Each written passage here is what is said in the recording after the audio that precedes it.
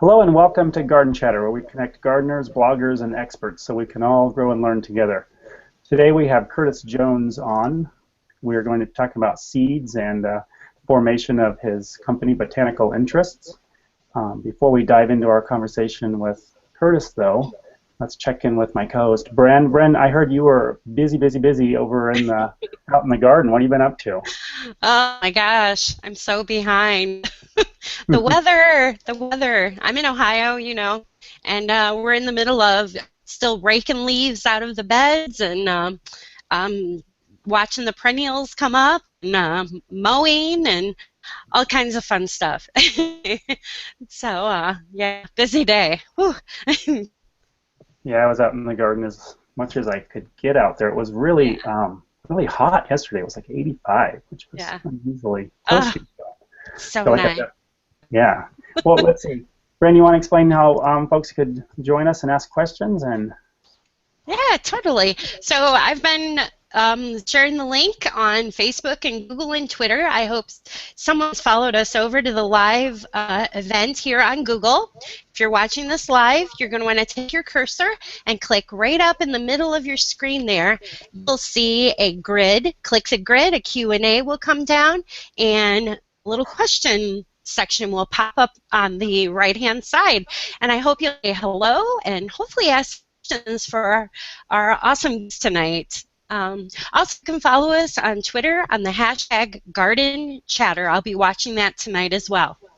Adam? yeah. Well, Curtis, welcome to our show. It's so nice to have you on. How are you over there? Where are you located? We're between Denver and Boulder in Colorado. Ah, very good. So I was wondering if you could just tell a little bit of the story leading up to Botanical Interests as it is now. I mean, you have a thriving seed company. I see your displays in a lot of the independent stores right where I live here. So, and yeah, how long have you been gardening, and how did this all evolve? Well, the company actually started, I have to say, it really started with a woman. Um, I Well, was this at a sounds like a job good interview. story. Yep. I was at a job interview, and I met this really attractive young lady, and thought I should probably ask her out. Little did I know she had no intention of dating anyone in the industry, but she accepted, and to make a very long story short, we ended up moving to Colorado. Realized that our backgrounds were kind of a perfect combination for starting a company like this. Uh, Judy actually liked financial stuff. She liked operations. Her dad was an engineer, so she kind of had that angle on things. I love sales, customer service, and marketing. We both had a lot of experience with retail garden centers, which seems to be something a lot of the seed companies don't have. So we definitely headed in the direction of retail garden centers first before we sold to the general public. And and really, in many ways, it's kind of a dream come true. Every day I come to work, I look at our 45 employees and say, how did that happen? Um, but we had a vision, I think, on some things that was different than most. Our backgrounds were interesting because Judy had a lot of gardening experience. She gardened from a very young age. I did not. She did not have a education background in horticulture, but learned most of it on her own. On the other hand, I have a degree in plant science and a master's degree in plant pathology, so I kind of had that in. So we were a great combination. But the one thing that we both realized is that there are a lot of people in the 25 to 45-year-old age group that didn't learn how to garden from their parents, and that they needed education and they needed information and they needed good quality seed. That was one of Judy's complaints as a kid. She'd sow seed and it wouldn't grow. So that's how we ended up with the product that we ended up with, which I can show you. And then we had to, of course, with business, it isn't just one thing. We had to, the financial end of things. A lot of the seed gets sold to stores on consignment, so that makes wonderful cash flow. Um, Judy realized that I was doing a really good job of selling, and which we were actually growing a little too fast. So she realized she had to go to the banks, get a loan. They all laughed at her. You know how banks are. And so she realized she had to get some more education in finance and got her master's degree in finance from the Regis University here. So a lot of companies start off with someone like me, you know, high energy, ADD, extroverted, but they got to have the other part of it too, and that's the missing part, and we have that part. So that's kind of been in a nutshell the story. I'm wondering, like, going kind of back to the beginning, like, how did you get started? Did you just say, let's start a seed company, or did you start sort of collecting seeds, selling seeds? Like, how did that sort of evolve into actually launching the business? Well, I actually worked for another seed company, which will remain unnamed, and having worked at garden centers and having known how suppliers treat people or don't treat people, my big thing was that we weren't treating people right. We weren't treating retailers right. We weren't servicing them properly. So that was kind of my thing. And that's really what got me motivated, was not just the seeds and the gardening, but the fact that there weren't any seed companies out there who were really taking care of their customers. And a lot of the seed companies were selling to the mass merchants. So the independents didn't have a quality seed line to sell to their customers that wasn't in the chain stores. So we wanted to go in that angle. So we were doing the independents and the health food grocery stores. So that was kind of my motivation. And Judy's, I think, Judy's and mine was the information that comes with the product, which I'll show you right now just because. But let's see. That's the inside of our seed packet. It's basically a whole book of information. So that, and of course, there's always that little entrepreneur part of us that says, oh, if we start a business, we'll get rich. Well, we pretty quickly learned that isn't necessarily the case. So, and I think we wanted a little more debt and a little less free time, and you know how it goes. Yeah. But it's gone very well. There have been some very exciting roadblocks along the way, but that's been part of the joy of it, is the challenge of business and coming up with solutions, and in a way that's kind of what makes America great. Yeah, absolutely. How long has your business been going? When did you launch it? We launched it in 1995, so it's at the end of June it'll be exactly 20 years. 20 years, oh my God. I 20 years. So, you know, that's a big chunk of my life. I feel your pain. My baby turns 20 this year, so. Yep. Yeah, we started at about when we had our daughter, and so she's 21. Yeah. I tell you, it's awfully fulfilling. I think I read an article one time that what was the thing that made the people the happiest in their lives, and it was having a purpose, and we definitely have that. So. Well, I love your catalog. The artwork is just amazing. I don't know, which you can see the same artwork if you go to your website. It's beautiful. I'm curious, how do you go about picking what seeds you're going to feature this year? Is there a system to that, or? That's a very good question, and it's a very unscientific system. A lot of the people that work here are gardeners. And basically it's, hey, that's a great variety, we should add that. Hey, that's a great variety. Now, we do have growers that come to us and say, hey, we have a great variety, we'd like you to try it. And we have test gardens at our house and at several employees' houses, and we try them first. And a lot of it is just things you hear. You read an article about it, or you two might talk about a variety you've heard about. And then we check it out. We check to see if there's seed available, if the seed is reasonably priced. There's some varieties that are really the seed is produced for market growers, not seed packet companies. And for example, the wholesale cost of a single seed could be 20 cents. So that makes it really difficult to do a seed packet. But really a lot is just our employees. You know, they hear about things, they read magazines, they listen to people like you, and that's how we add stuff. Matter of fact, for this upcoming season, we've got 42 new varieties, which is something that's very expensive because of the artwork. I'll explain the artwork in a second. The artwork, the information that's written on the inside, we have to have a full-time employee doing that. So, you know, it ends up thousands of dollars for each one. But it's worth it. It's worth it because we have a really nice selection of varieties. As a matter of fact, I have a couple of them here.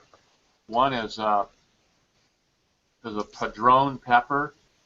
Oh, yum. And it's fairly mild pepper. At least 9 out of 10 of them are fairly mild. But Okay. one of them is really hot. They call this the Russian roulette of peppers.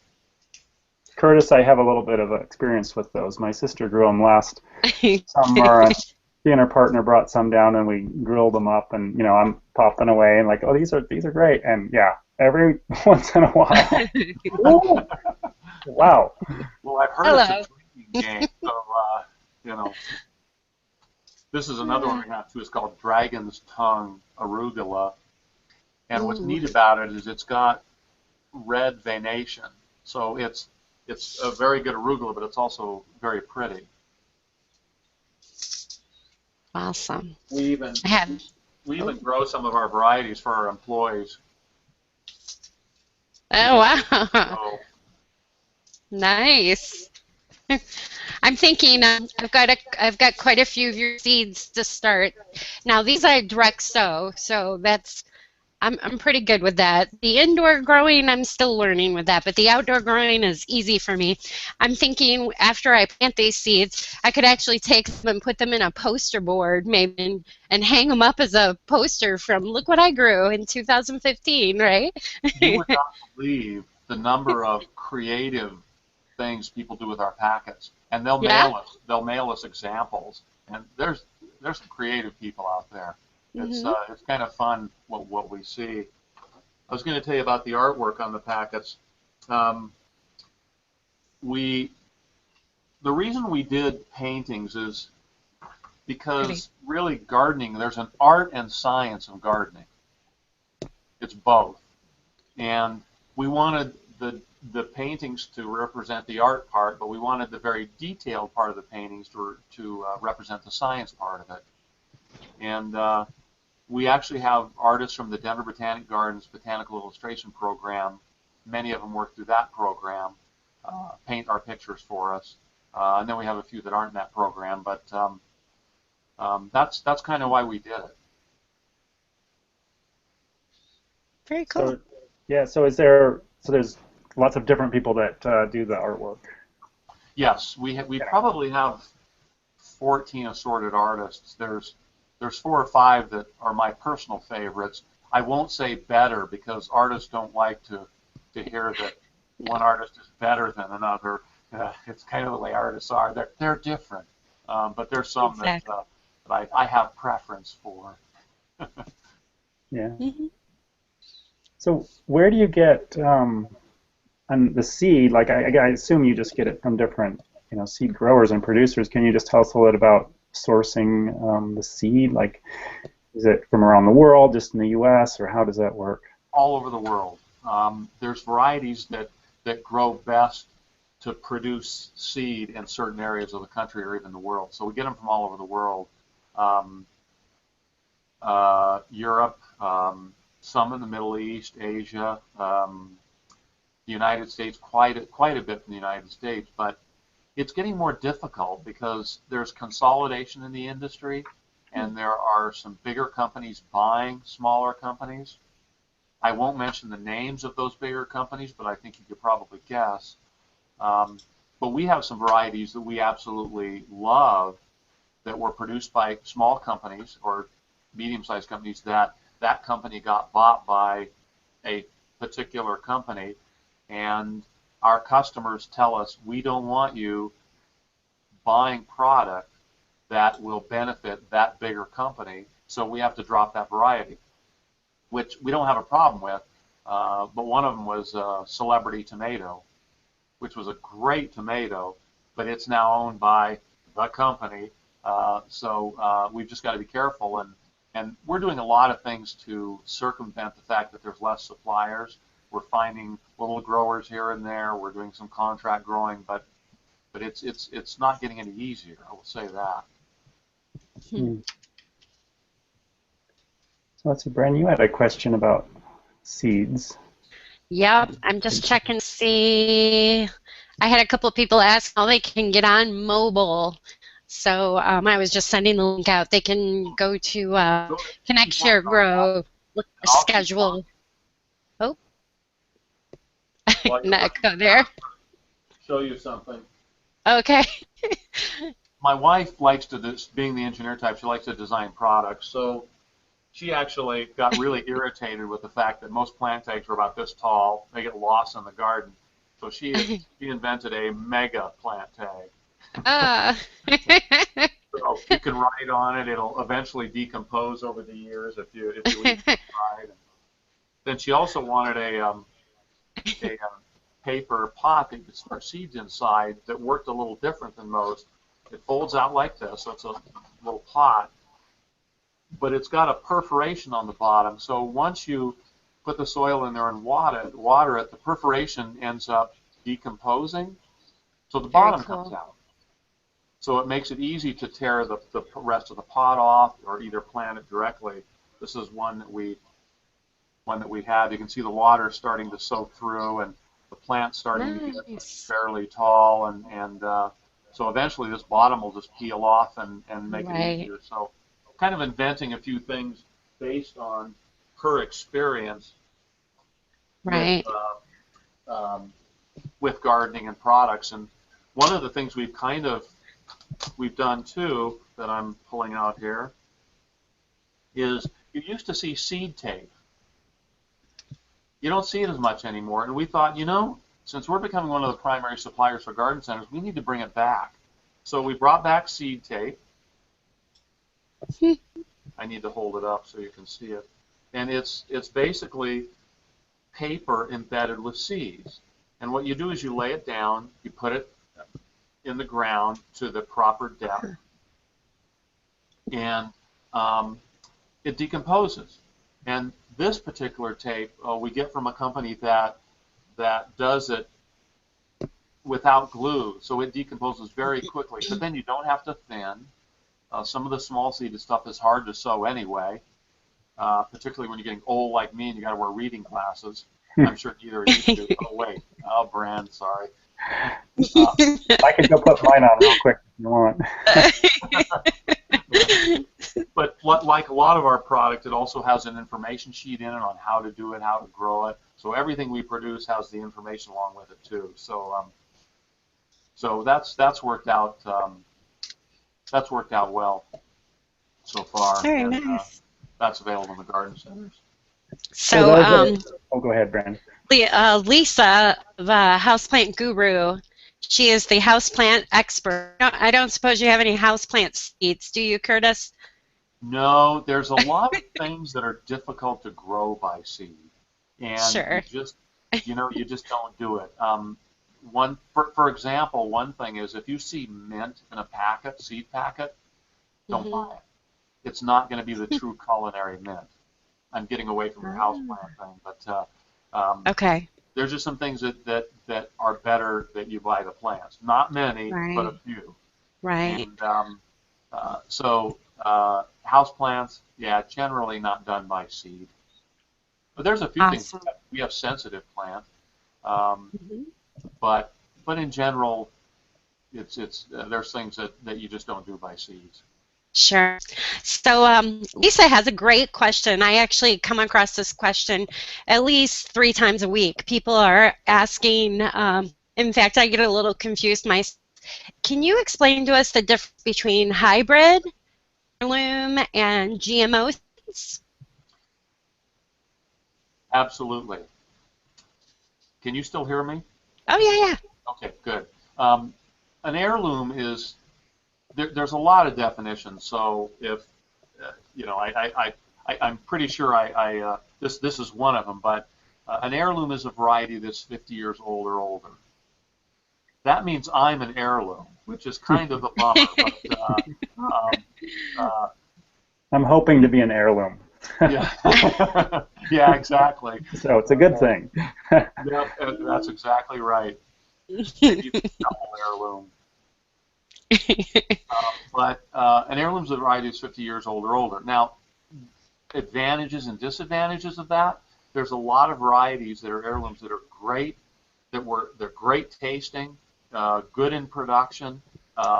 They weren't bred for the grocery stores. They weren't bred to not go bad. They're just wonderful varieties. Brandywine tomato. There's quite a few good ones. That being said, some of them had terrible disease resistance. They just, you know, some of the tomatoes were incredible, but others, you know, their disease resistance wasn't very good. And one of the things that we recommend is that people plant a combination of the two. Plant some heirlooms and plant some hybrids. A hybrid is essentially a cross between two varieties. It's a cross between two varieties that each variety has some good characteristics, and when you cross it, both those good characteristics come out, and it can be both flavorful and have disease resistance. Some people mix up hybrids and GMOs. That is not accurate, not correct. GMOs are a completely different animal. They're genetic manipulation, producing varieties through genetic manipulation, of which there's a lot of controversy on. We do not carry them, and they're not needed in the home garden anyway, and so that's kind of the difference between the three of them. It's really, there's a lot of varieties that don't need to be hybrids. You know, a lot of lettuces, different things that don't need to be hybrids because they've already got great characteristics. But then there are other things that it's best to plant the hybrid because it's got some very, very nice characteristics. Some people think of hybrids as varieties that are crossed to make them just for the grocery store. That's some of them, that's true. But now there's varieties out there that are hybrids that were specifically crossed varieties for the home gardener. Does that answer it? Yeah, no, that's great. That was great. I think I like it when I go to the market. Some of the garden centers in my area they're run farmers, and I've asked them about the GMO, and what I've been told is, as a grower, we can't even get GMOs, and they're expensive, so you want them anyways. Exactly. Yep. But and a lot of our customers, they don't want GMOs, and you know, we listen to our customers, and the truth is there are very, very few horticultural GMO varieties anyway, so it's really not a huge deal. Right. So, boy, what do you enjoy growing? Do you have time to grow anything? You're so busy with your company. We're late this year, like you are. Yeah. We're late because of the weather, and because that's the problem with owning a business that's your hobby. Yeah. You know, you just don't, you know, particularly when it's, you know, it's busy here is when we need to be planting the garden. We have 39 raised beds, so we've got a pretty big garden, but we have to test our varieties, so we've got to do it. My favorites, oh man, that's really difficult. If you asked me what would be one variety that I would grow, if I could only grow one, it would probably be basil. Oh. But I've been really loving arugula lately. Yeah. Oh man, Yeah. there's too many beets. I've been loving beets lately. There are some vegetables that when you grow at home, they taste better than the grocery store. There are others that taste a lot better than the grocery store. Totally. And beets are one of them. Beets lose their sugars get converted to starch really quick after harvest. So Yeah. a beet that you just harvested and cooked is it's heaven. And it just doesn't taste the same as a grocery store beet. And so that would be one of my favorites, definitely. And of I course, wonder if I wonder if I'm too late getting this the dragon's tongue arugula in. It looks really good. I actually had some, but it was store bought, so it wasn't your variety. But I had it on my hamburger earlier. It's really good. it's very Do you good. think? You're not too late. If it Okay. warms up quickly, what will Yeah. happen is the arugula will be much stronger. Okay. It'll have that very strong flavor. We Mhm. actually, in January or February in Colorado, we get this warm weather, kind of an Indian summer, and Yeah. we sowed some arugula then. It got cold again. Actually, I think got below zero. It survived. Wow. It was Yeah. covered with snow, and now we got the most beautiful stand arugula. The flavor is fairly mild. It's delicious. So if you sow it at the correct time early, it tastes different than when you do it later. But when you do it later, it's stronger. But I like the strong too.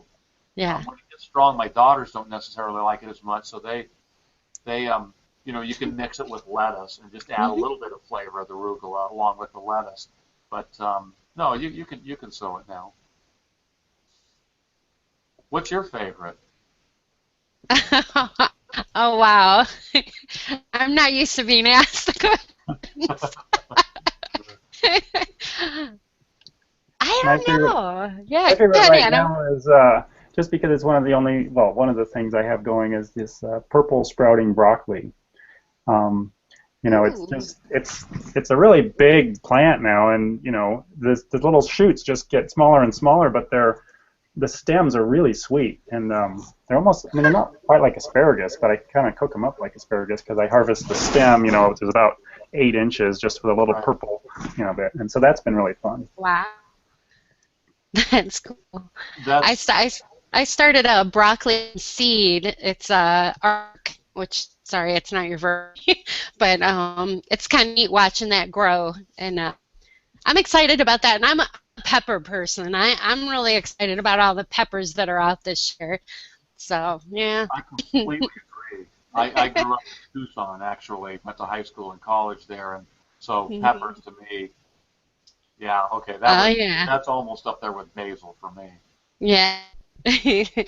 But Adam, you had mentioned sprouting broccoli. We also carry a lot of sprouting seeds, which are nice, like Yes. alfalfa sprouts and that kind. I think we have 12 or 13 varieties at least. Those are really nice in the winter because it's like you're growing your own vegetable garden in the winter. So Hmm. I know this is a bit self-serving, but we also call it sprouter. Oh wow. It's kind of fun. It's got Very cool. two layers, and then it's got a divider, so you can actually grow four different sprouts of kinds at the same time. So, but I love That's sprouts nice. in the winter. Yeah, It's a that's nice. We don't cool. That's get a nice size too. it is. The We one don't I get the have is a little greatest. smaller. Mhm. Yep. Yeah. Yeah. I like it better than the jar because I don't wash the jar out enough, and then the sprouts Yeah. just rot. Whereas this, Yeah. water drains through into a reservoir, and Nice. but yeah, our produce here in the winter is you know not that good. Yeah. We moved from California where you could get almost anything all the time, but Oh wow. Yeah. So of your new seeds that you're offering, you said, I think you say 42 new seeds. Is there any that you personally are excited about? Is there any favorites, or is that going to hurt someone's feelings if you pick a favorite? this is how we work. My wife is in charge of operations, so she's in charge of getting the new varieties and producing the packets and the artwork and all that. She won't tell me what they are because she knows, being in sales and customer service, I would blab out in a second.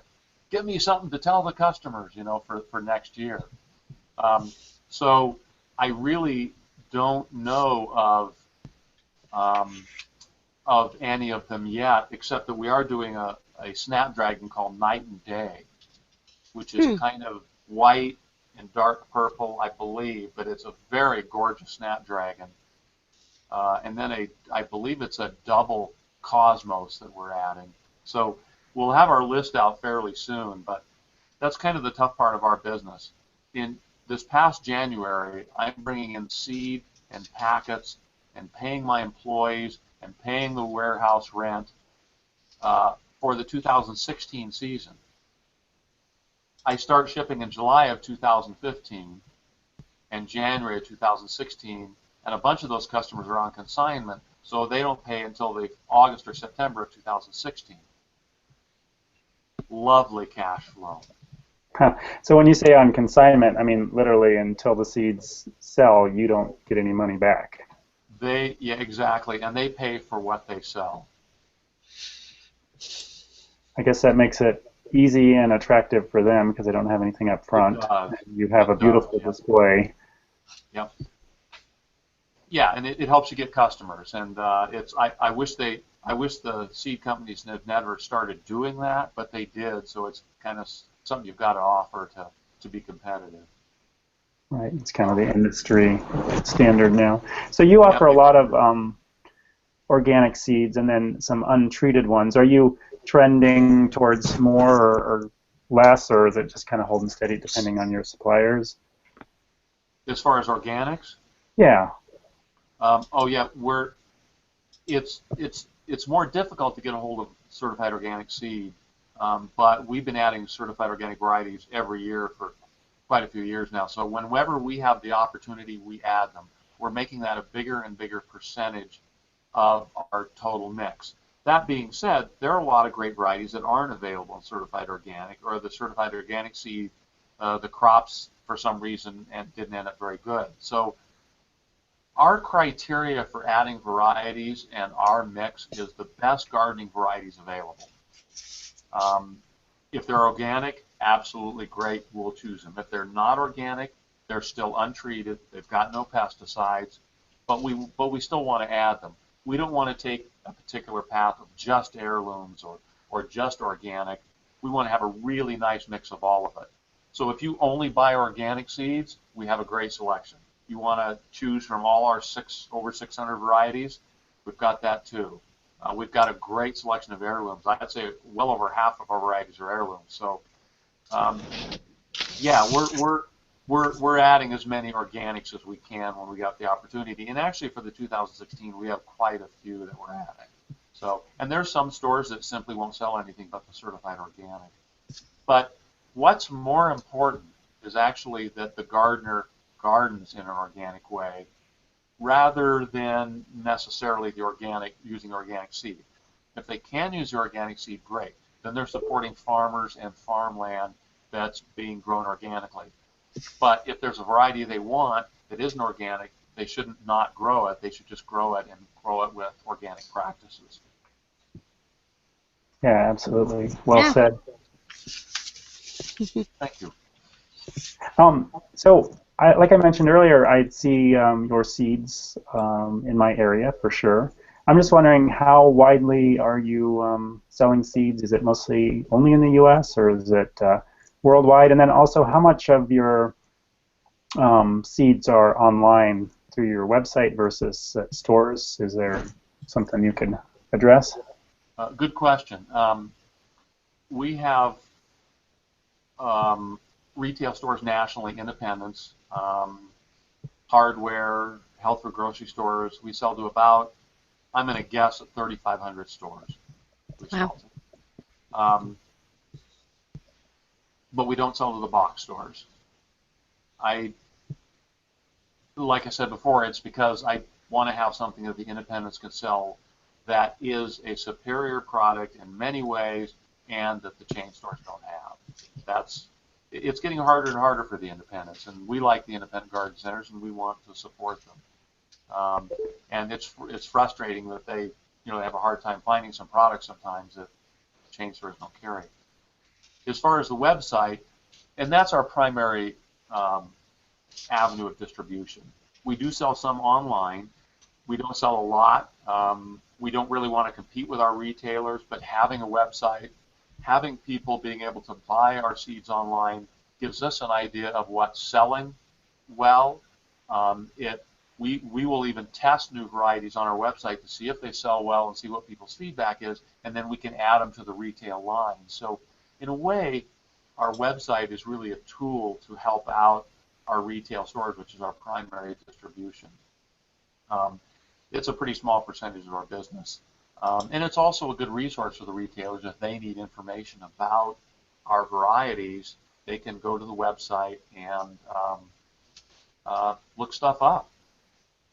So, did I get all your questions? I would not make a good politician.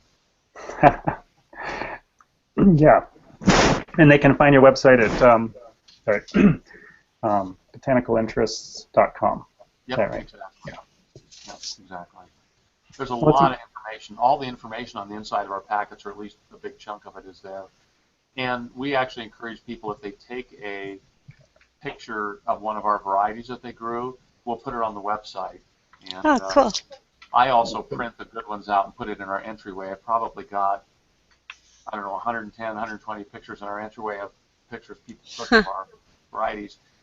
You get involved in the details of a business, the computers, the employees, all this. But I like to remind everyone when they walk in the door, this is why we're here. So. Right. Yeah, it's a great way to see what people are growing and that they're enjoying your seeds. So, Yep. Hey, it's good to know that all that information is on the website, because I'm a little loath to rip open the seed packet to read the inside. You know, I kind of like to keep them intact. So Yeah. it's good to know that I can just go online and look at that and not tear open the seed. Because I at first I didn't know that was in there, and then I was opening up one and I'm like, oh wow, you know, all kinds of good stuff in there. It's funny that you say that, because we had so many people commenting on that Judy decided to design a seed storage envelope, which we also sell online and in retail stores. And I thought, I don't know if that's going to be the greatest product. I mean, why would you want a seed storage envelope when you're buying a seed packet with seeds in it anyway?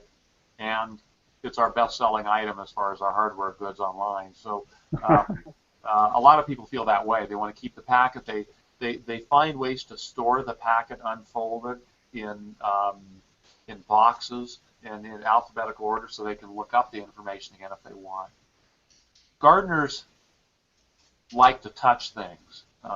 They like to feel things. They don't necessarily want to have everything on the web. So we get a lot of people that save our seed packets. Yeah, that's neat. Well, they are literally a work of art. So. Yeah, they are. It's really fun to see the original paintings. The original paintings are about 8.5 by 11, and so when you look at them and you look at the detail, it's just mind-boggling that someone can actually paint something with that much detail.